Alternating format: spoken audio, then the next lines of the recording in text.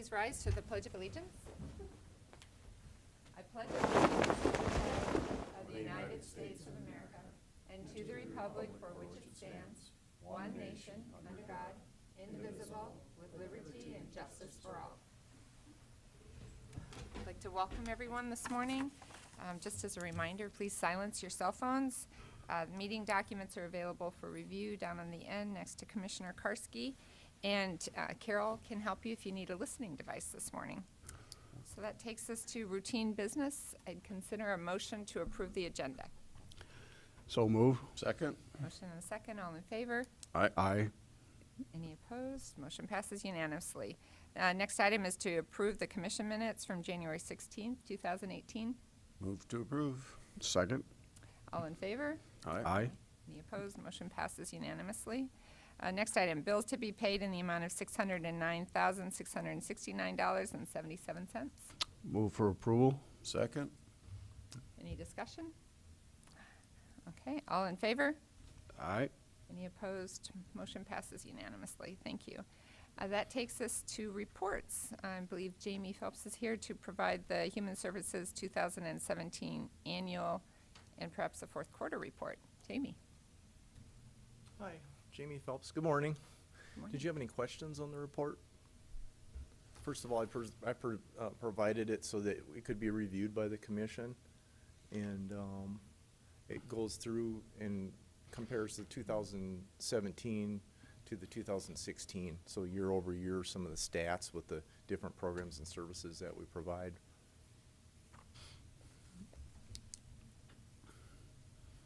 Questions? Okay. Any questions? Nope. All right. Thank you very much. All right, thank you. Okay, the next item is personnel actions. I'd consider a motion to approve the routine personnel actions. So moved. Second. Any discussion? All in favor? Aye. Any opposed? Motion passes unanimously. Thank you. Next item is application for abatement. There are none. Notices and requests. There are none.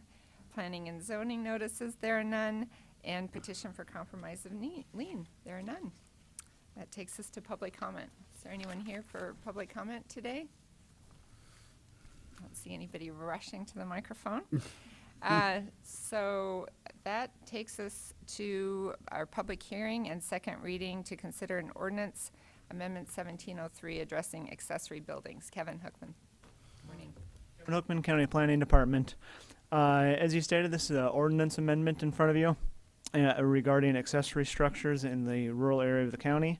The Planning Commission requested several months ago for staff to review the size of accessory buildings, because currently in the county, in a subdivision of more than 4 parcels, an accessory building is limited to 1,200 square feet in size without a conditional use. And conditional use permits for this request for larger than 1,200 square feet is one of the most common requests in the county for conditional use permits. I have a little PowerPoint just to show a little bit of how our requests are broken down over the last 3 years. So the county has 3 different joint ordinances with 2 different joint jurisdictional areas. The county had 88 requests, then the joint area of Sioux Falls and the county had 15 more, and the joint area between the county and Del Rapids had 5 more, just accessory building requests. So the Planning Commission was looking at this as a kind of a way to reduce some of that burden or some of the workload of the Planning Commission to review these requests. This breaks down the size request of all those permits that were requested. So the new proposal would raise it from 1,200 to a tiered system that would go off of the size of the parcel, as well as to allow larger buildings the larger the parcel it is. This breaks it down a little bit to those size requests. For 1 acre or less, a structure can be 1,600 square feet. For 1 acre to 3 acres, the structure would be able to be 2,400 square feet. And for 3 acres or more, a structure can be 3,600 square feet. And all those would be without a conditional use permit, with just a building permit. And you can see here that taking out some of those would take out a great deal of our request based on the areas. And then this final slide would be to show that this is a common request and it's commonly approved. Out of our permits, 100 of them have been approved. 4 of them were approved with a slightly smaller area than what was requested, and there's only been 3 denials or withdrawals of the permit. So, this item was heard in front of the Planning Commission on November 27th. The Planning Commission recommended approval of the ordinance changes. And now it is your turn to take that and approve or deny or take action on the item. So, is there any questions? Commissioner Karski? Kevin, quick question, I guess, is this change only applies to 4 different districts, and I'm pretty certain I know what they are, but just for the record, can you, A1, RC, RR, and R1, can you kind of break that down so everybody knows what that is? Sure. So the ordinance requires that the larger accessory building, if it's in a rural subdivision, it requires a conditional use a rural zoning district. So anything that is zoned rural, all the different classifications, there's a few different. So that would be one class. Then in the A1 agricultural, the RC recreational,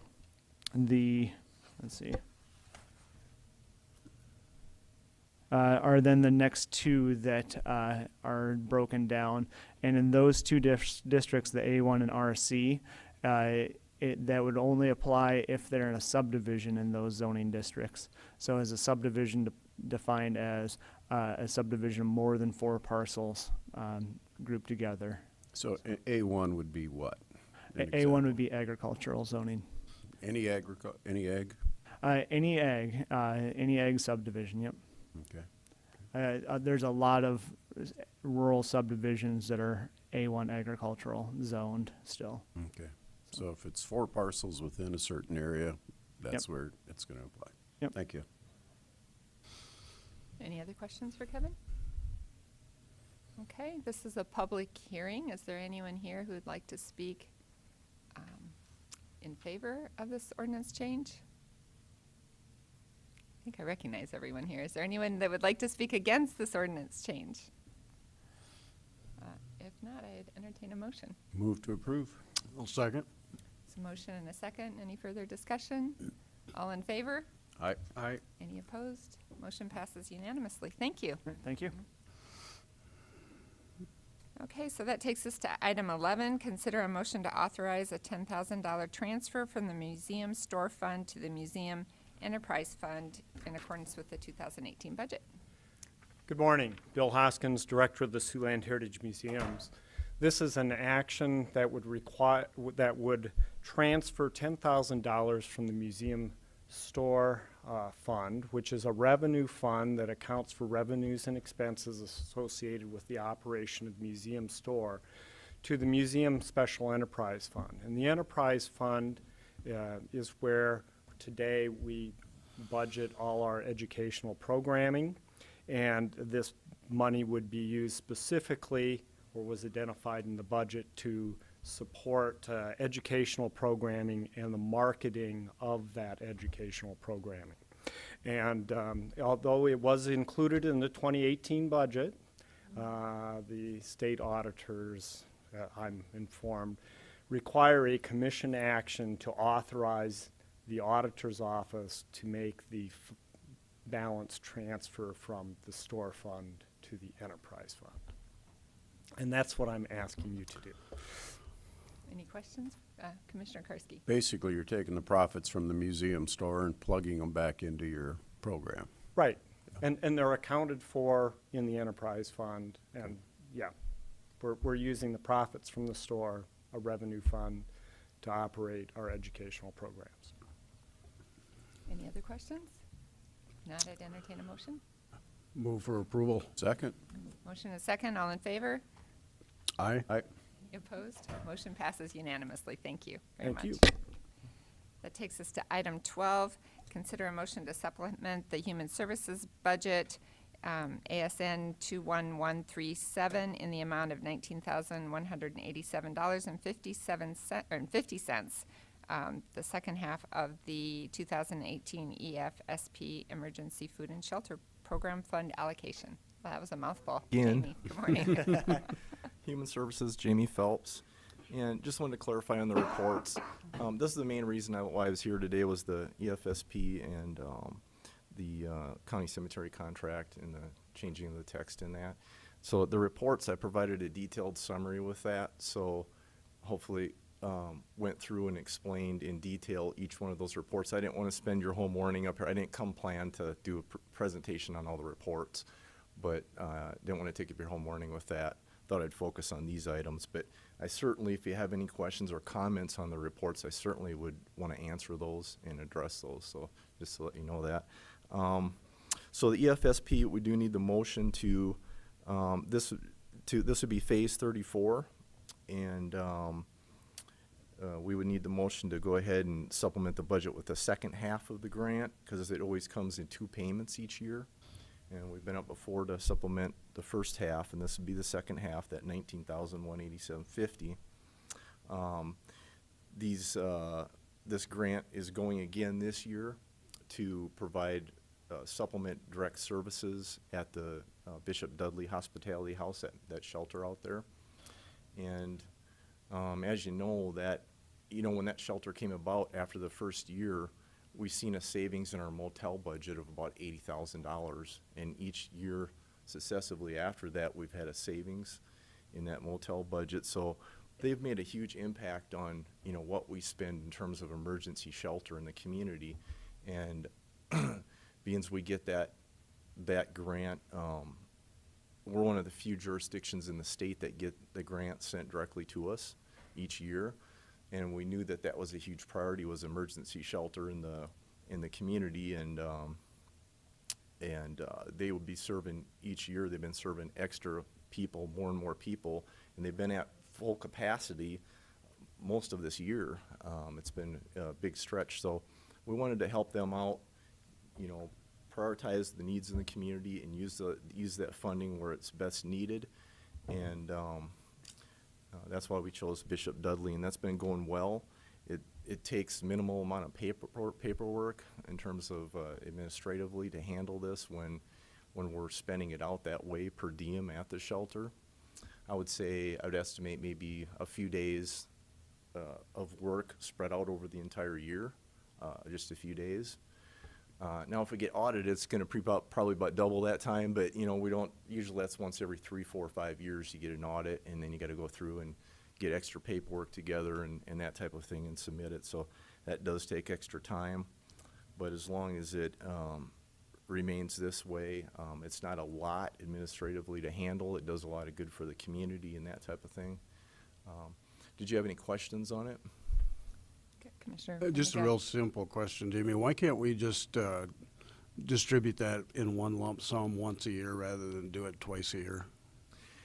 Well, this time we're under a real time crunch because the feds were running behind, and we just now got the money, just the past few weeks here, and here the deadline for spending is the end of January. So we kind of was in a crunch. We needed to get it supplemented quickly, but we only had the first half of the money that hit the account, so we weren't able to kind of supplement the whole thing right then, but yet we're in this crunch to get it done before the end of the month. Everything has been running behind, and as a matter of fact, I haven't even been able to submit the final report for phase 33 yet, the final report to the national board, because they haven't put that up on the national site to complete yet. They plan on having that, since everything's running behind, they plan on having the final reports for phase 33 and 34 together now, and you just do them all at once and that type of thing. But it's because they're running behind and we're in a big time crunch, and typically I can wait, if we've got time to spend it out, I can wait until both checks hit the account and then just do the full supplement all at once. But this was kind of like a special situation because of that running behind thing. So, Any other questions? If not, I'd entertain a motion to approve. So move. Second. Motion and a second. All in favor? Aye. Any opposed? Motion passes unanimously. Next item is consider a motion to authorize the vice chair to sign the updated professional services agreement between Minnehaha County and Dakota Cemetery Management in the amount of $5,200 annually to administer burials in the Minnehaha County Cemetery. Jamie? Okay, so with this, that contract we originally had you approve a couple years ago. We started that in the beginning of 2016 there in January, and you know, that was prior to when we had the policy to have everything, all contracts being reviewed by the state's attorney's office. So now that we have that, we brought it back through the state's attorney's office. It's been reviewed, and we've come up with some changes that they recommended in it here, which makes sense. Much of these things are styling and form changes and things of that nature, but there's a couple things that kind of stood out to me that were one item that stood out to me was that in the contract, and I give credit to Maggie in the state's attorney's office for catching this in the contract, but they had a 7-day turnaround time for that. They could just make they quit the contract basically, and then we would only within 7-day notice, and we would have 7 days. I mean, I don't expect that they would ever do that, but in the event that that would ever happen and come to fruition, then we would be stuck with 7 days trying to find somebody to replace them, and it wouldn't be easy.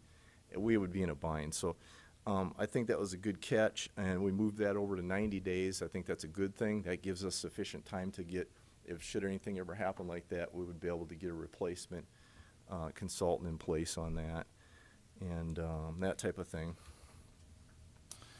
And then the other thing was the consultant for Dakota Cemetery Management contract wanted a 4% increase for this past year due to staff increases that they had in their expenses for staff. And that amounted to $200, not a huge amount, but also wanted to bring that to your attention that our office had agreed to that with them and push that forward. So other than that, any questions on the changes or tweaks? Any questions for Jamie? Okay, if not, I'd entertain a motion to approve. Move for approval. Second. Motion and a second. All in favor? Aye. Any opposed? Motion passes unanimously. Thank you, Jamie. Thank you very much. Excellent, thank you. And again, any questions or comments you'd have on the reports, I would welcome those. So thank Okay, you.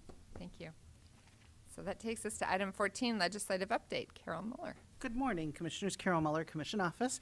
Craig Dewey is back, left for Pier again this morning, and so I will be presenting his legislative update, and which he has so kindly provided to you.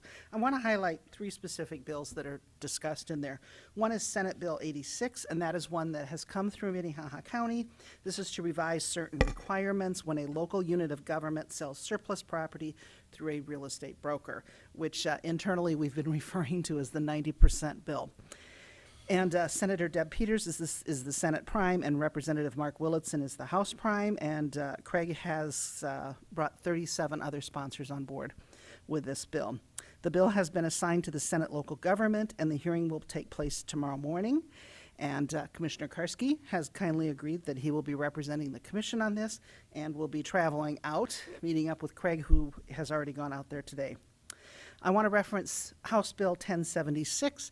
This is one that is to authorize townships to use a tax levy, authorize townships to have the ability to use the tax levy for emergency medical services, specifically the ambulances.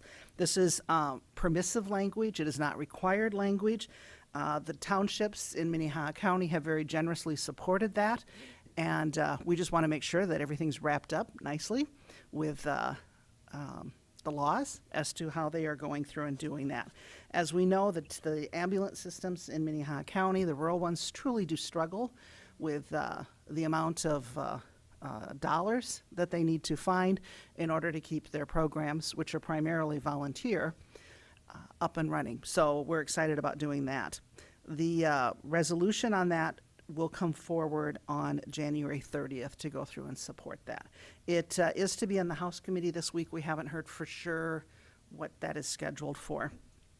A bill that we haven't discussed yet is Senate Bill 1. And Senate Bill 1 revises certain provisions regarding tax deed procurement. And it's very important for us to understand this bill and recognize why we're so concerned about it. The auditor and treasurer are opposed to this bill also. If enacted, Senate Bill 1 would require the county to take action against delinquent property taxpayers within 2 years instead of the 3 years that we currently have, and also require property to be seized within 3 years instead of the 6 years. This bill was brought forward as a result of a statewide committee called the Interim Committee on Workforce Housing.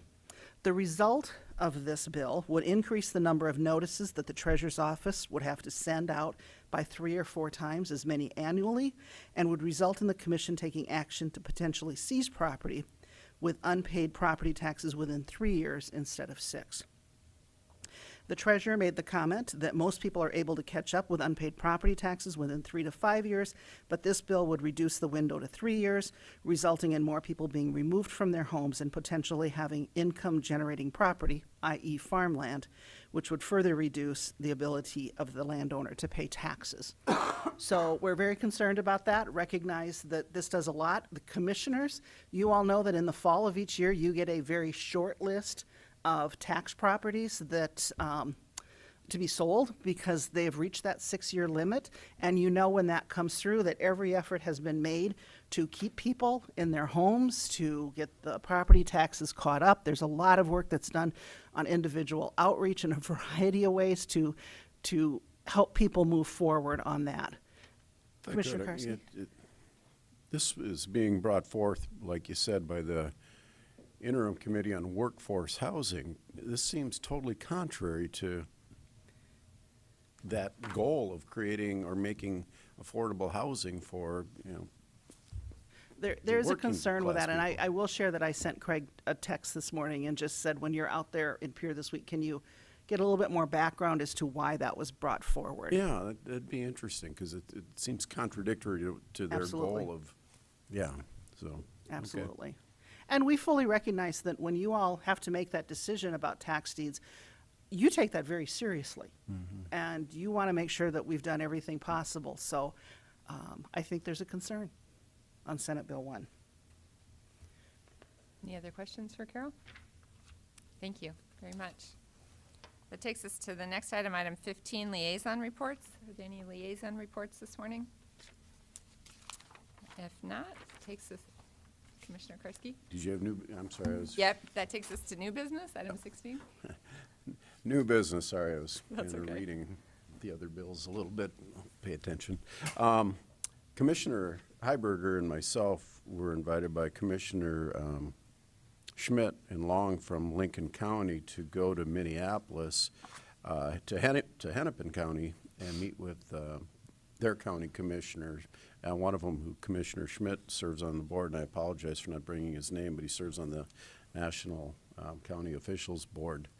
And basically, the purpose of the meeting would be to go up there to take a look at how multiple counties function around a large metropolitan area, and the collaboration of offices and work that can be done, and just to basically see it on a first-hand basis. So we will be using a little bit of our travel budget for a night in the Minneapolis area. So just as a kind of a heads up to the rest of the commission that'll be happening. That'll be February 15th. It was going to be the 14th, but I made them realize that some of us are married and we have Valentine's Day that day. So Very wise. Mm. Any other new business? Thank you. That'll be interesting to hear what information you guys are able to bring back. 17, any old business this morning? Okay, well, that takes us to the end of the agenda. We have no executive committee today, so I'd Move to entertain a adjourn. motion to adjourn. Second. Motion and a second, all in favor? Aye. Aye, motion passes unanimously. Thank you, everyone, for Only braving 7:30. the snow and getting here this morning. Thank you.